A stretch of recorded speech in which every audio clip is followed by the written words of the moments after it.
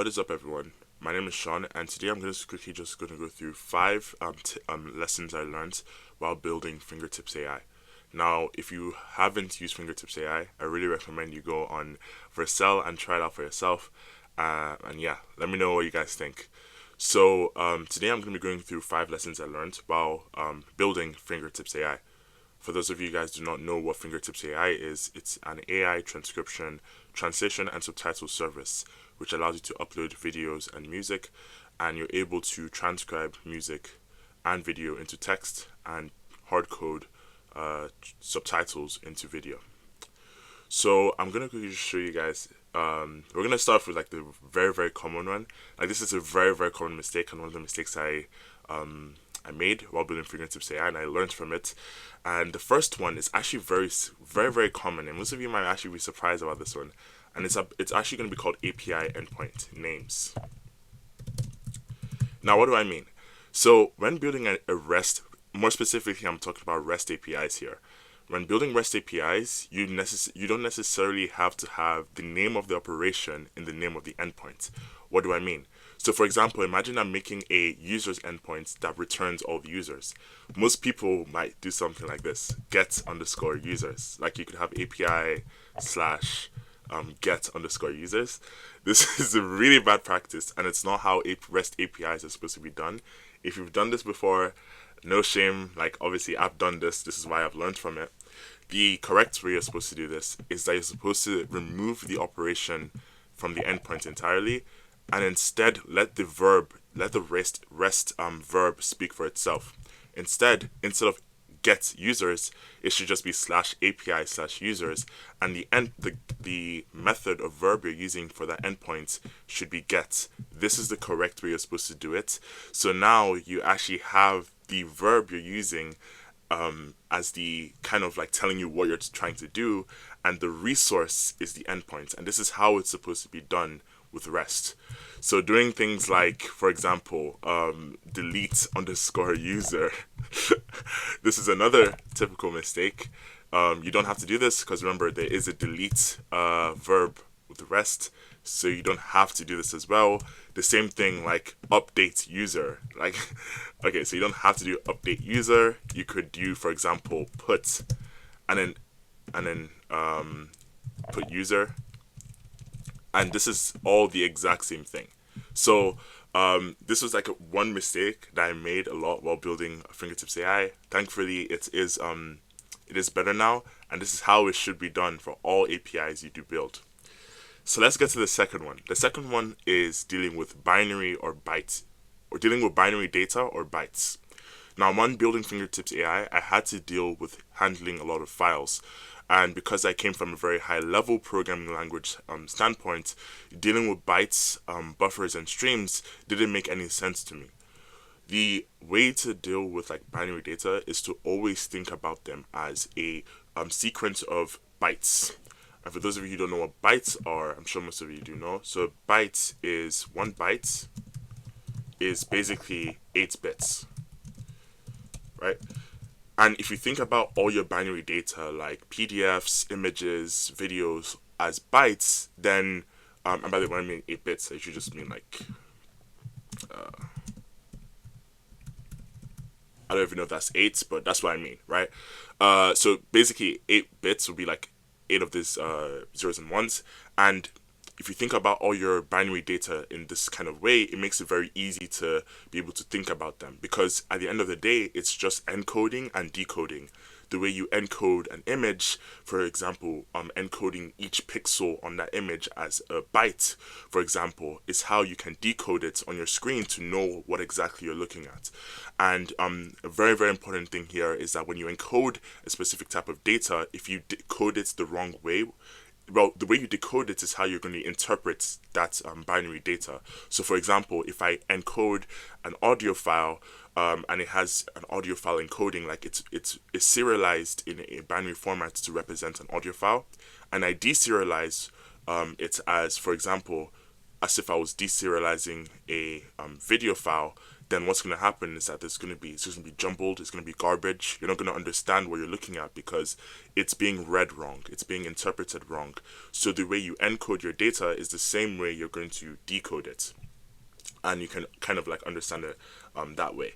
So buffers and streams, this was something that was really confusing to me, but essentially a buffer is just like a temporary region of memory where you can kind of like put bytes in it, right? And you're able to read from this buffer. I think the best way to think about it is literally like an array where you're able to put bytes.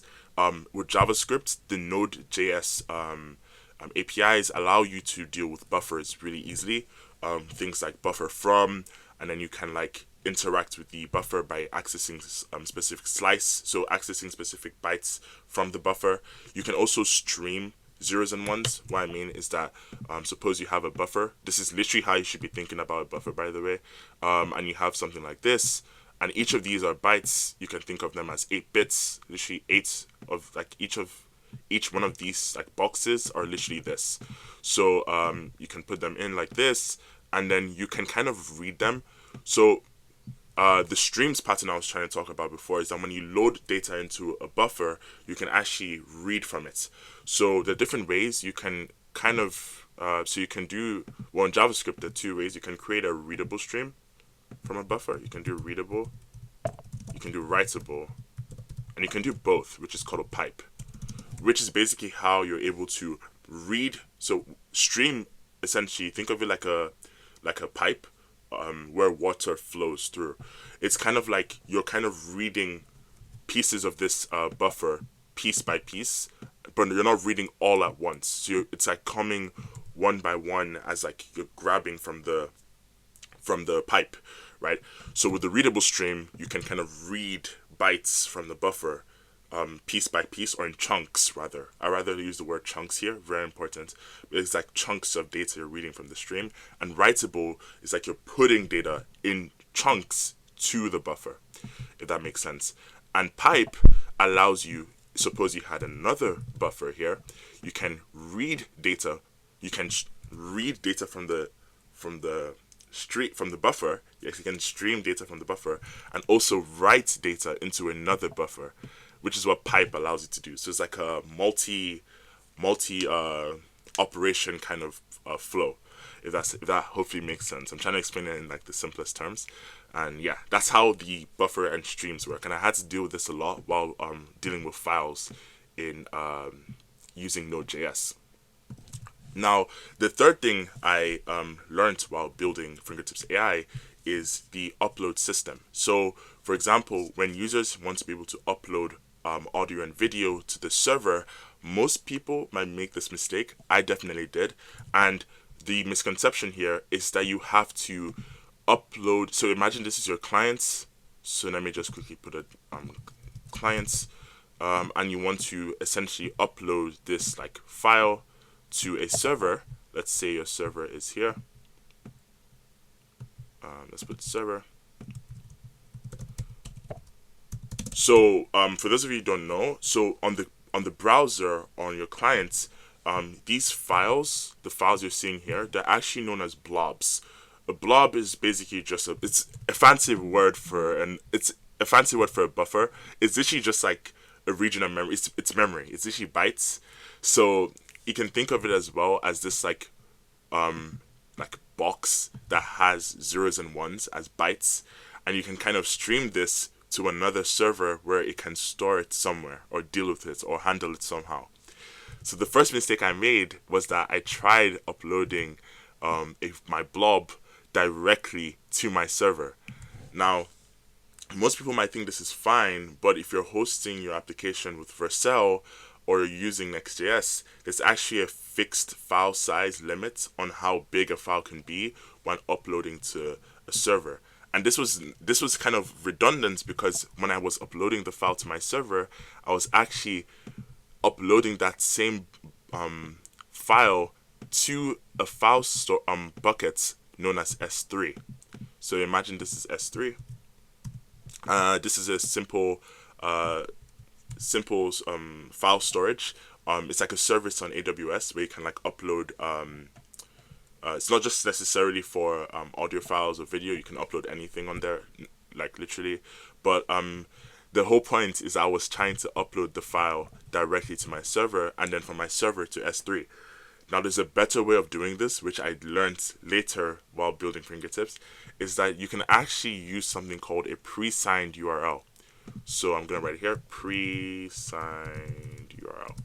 And what this allows you to do is that you can actually send a link directly to your client. So imagine you send a link directly to your client, and the client can now directly upload the file to S3. So there's no need to necessarily have have the middleman, which is the server, and the server has to read the bytes being sent to the client and then send that to S3, which in many cases it was actually having a timeout because Next.js has a fixed file size limit on how big a file can be when you upload it into your server. Another thing as well is that your server might not necessarily be able to load everything into memory. So this is a mistake I also made as well. So for example, if you try and, for example, do like fs dot read the entire file. Let's just say read sync, for example. Never do this in production, because what happens is that read sync, not only is it blocking, it actually loads all the bytes directly into memory. So what happens is that if you have a file that is like 5 gigabytes and your system or your server has 4 gigabytes or 3 gigabytes of RAM, you're essentially going to try and load too much memory into the RAM, and then what happens is that you're just going to like have a buffer overflow. Like you're going to blow up. Like boom, your server is gone. GG's. It was nice knowing you, right? So you never want to do this, especially for big files. It can be, and it's really slow. A better way is to use a stream. Even it's better to use like a readable stream or a writable stream, or even better yet, don't even upload your file directly to your server. You should upload it directly to S3. So that was just like a little mistake as well I had while I was building Fingertips AI. So the next part I wanted to talk about as well. So I mentioned the pre-signed URL. Okay, just have the topics here written this down. So the pre-signed URL was like how I solved the problem. So this allowed me to scale with how big the file can be, because I'm not uploading it to my server anymore. I'm uploading it directly to S3, which is the file bucket or the storage bucket. So it allows me to upload any size of file I want, depending on the functional requirements. Obviously, if your client wants 5 gigabytes, 2 gigabytes of, you have to basically write some logic that obviously ensures that the file the user is uploading is that size. Okay. The next mistake I made was actually database transactions. So database transactions, what happened is that a transaction basically makes your operations atomic. What do I mean? So if you have multiple writes, so let's say I'm writing to a database, I do one write here and I do one write here. These writes, so I'm going to put some text here so you guys understand. So this is one write, where I say write 1, and then let's say write 2. And I'll give an example of what actually happened while I was building Fingertips. So what happens is that these two writes are independent of each other, meaning that if one fails, the other could go through, or the other one fails, the other one could still go through, or both of them could fail, and then in that case, what happens? So what was happening in Fingertips AI is that when a user signs up, we need to create we need to write a user entity to the user table, and we need to write a workspace entity to the workspace table. And the problem is that these two are not supposed to be treated as two independent operations, because they both rely on each other. So the mistake I made is that I wasn't using a transaction to wrap the two writes together. So if one of them failed, then the other one would go through, and what would happen is that you would have a user without a workspace, or a workspace without a user, or you could have none and you weren't even able to handle it. And then what happens is that you have a broken production system that isn't working. So a better way is to wrap your operations in a transaction. That way, if one of them fails, you can roll back and you're back to your original version of your database before you try to write both of them. So now it makes your operation atomic. It's like one operation.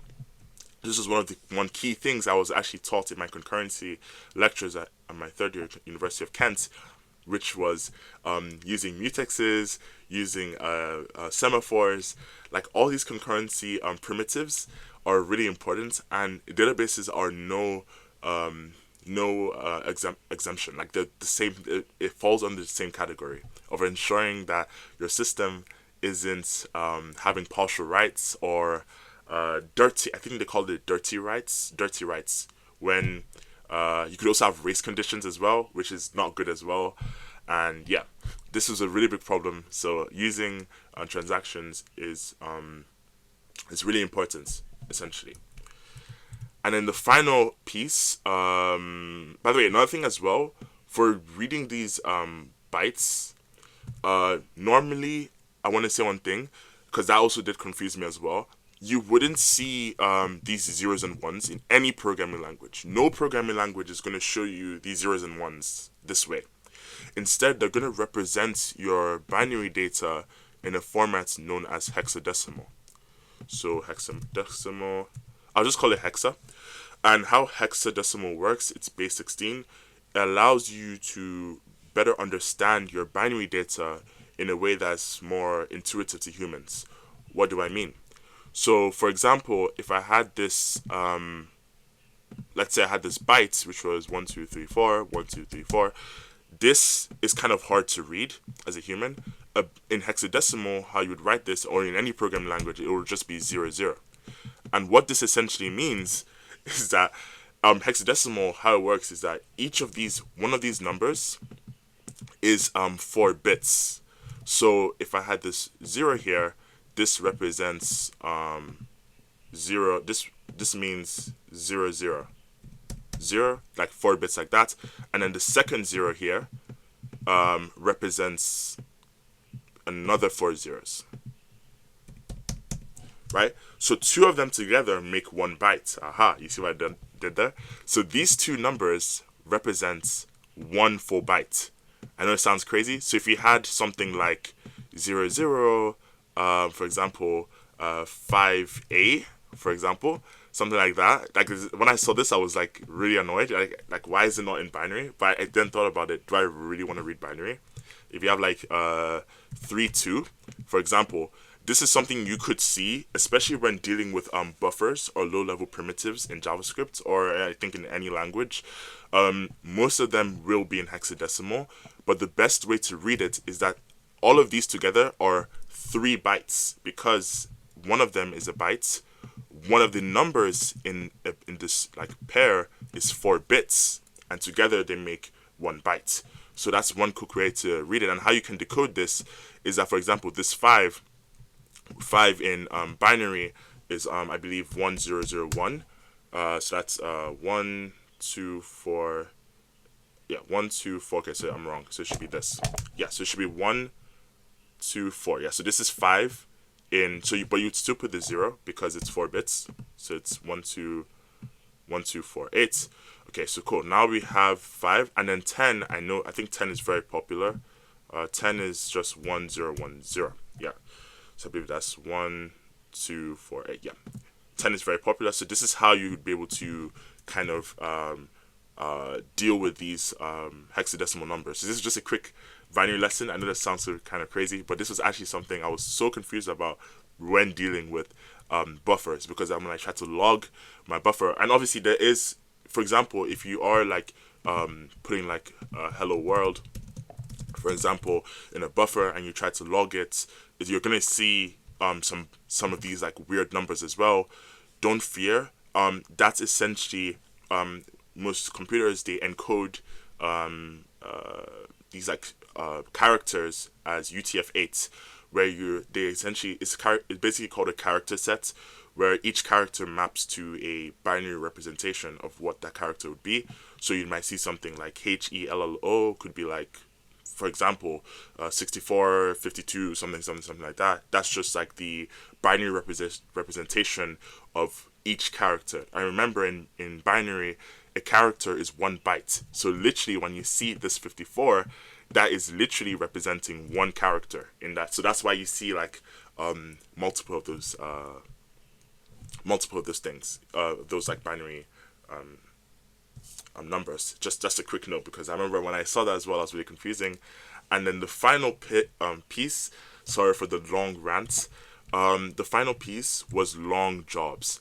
So what I was doing before is that when a user has uploaded the file to S3, essentially when you upload that file to S3, I need to kind of reference that same file in like my own database. This could be MongoDB, this could be Postgres, and essentially what I'm storing in my database is the file ID and some kind of metadata about the file. So like the name, description, dot dot dot dot dot, like whatever you want to store about that file that's being stored in S3. The key thing that you do need though is the file URL, because that's going to be referencing the file object in S3, and it's really important to do that because now you actually have a reference, and it's really it's faster to read from your database than to pull the file directly, and it's kind of hard to get the metadata and everything from AWS. It's better to just keep the file URL in your database. That way you can easily just retrieve the file on your client. So what I was doing before is that when I had this file stored in my database, how I did long jobs was that, for example, if the user wants to do like a hard code, so like to burn subtitles into a video, the mistake I made was that I was trying to do this long, like let's put a box here to try and make it make sense, and let's do long job. So this long job could be anything. This could be, for example, transcribing a video. This could be burning subtitles into a video using FFmpeg. All of this takes time, and I was running this on a serverless environment or serverless compute. And what that means essentially is that serverless compute is supposed to be ephemeral. I believe that's how you pronounce the word, and it basically means short-lived. And because I was trying to do a long job on a short-lived architecture system, what would happen is that I would basically get a timeout. Like next Vercel will literally just return timeouts. Like your server, your production, it's not as if your code is broken. It's not anything wrong with your code or anything. It's just the infrastructure in which you're trying to run a certain job isn't the correct one. So this is where I found out about SQS and ECS, which I'm going to explain in a second. So running your long jobs in a serverless environment is really bad. Do not do that. And also having an ECS container running endlessly is also a really bad design choice, because it's going to give you a fat bill by AWS. Do not make that mistake. So a better way in which I did was instead, when a user wants to transcribe, we essentially have this thing known as a queue. This queue is essentially where I'm going to put my jobs. So when a user wants to transcribe a video or hard code a video, we put a job inside the queue. And what happens is that you could put multiple jobs in the queue. Like it doesn't have to be one. You could put many, as much as you want. The main thing is that we have another process or system kind of pulling this job from the queue. And what it does is that it's going to process that job. So, for example, if you wanted to hardcode a video, once you enqueue the job that you want to, like, this is let's say these were all hard coding jobs. I'll enqueue the hard coding job into my queue, and then another process has to pull that job out of the queue and then actually do the processing. So this could be like doing the FFmpeg work and all of that. This is the better way to do it, because as if anything goes wrong, SQS also allows you to have retries. So for example, let's say the server broke. I'm going to just put an X here. Let's say it broke in production. What will happen is that this job isn't lost. It's still going to remain in the queue. And then let's say this one failed, another process could pull this job from the queue and do it. And let's say it's completed correctly. Wait, that's a horrible tick. Right? So let's say you complete it correctly, then the job doesn't go back into the queue, you're done. It's finished. It's then going to produce an artifact. This artifact could be your hard-coded video, your transcribed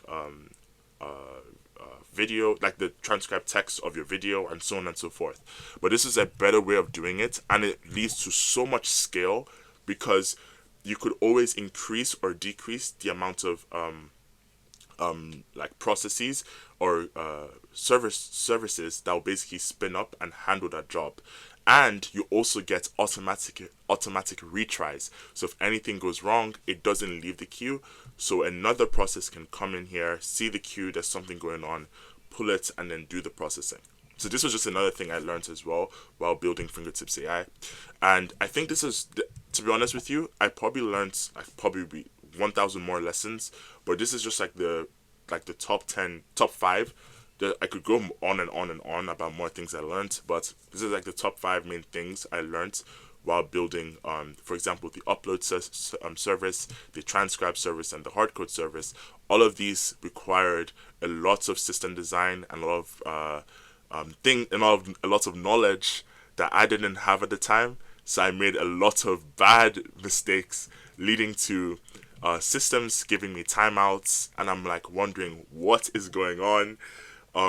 And honestly, I'm very happy I learned these things, and hopefully this video helps someone in the future so you don't make the same mistakes I did and you can learn.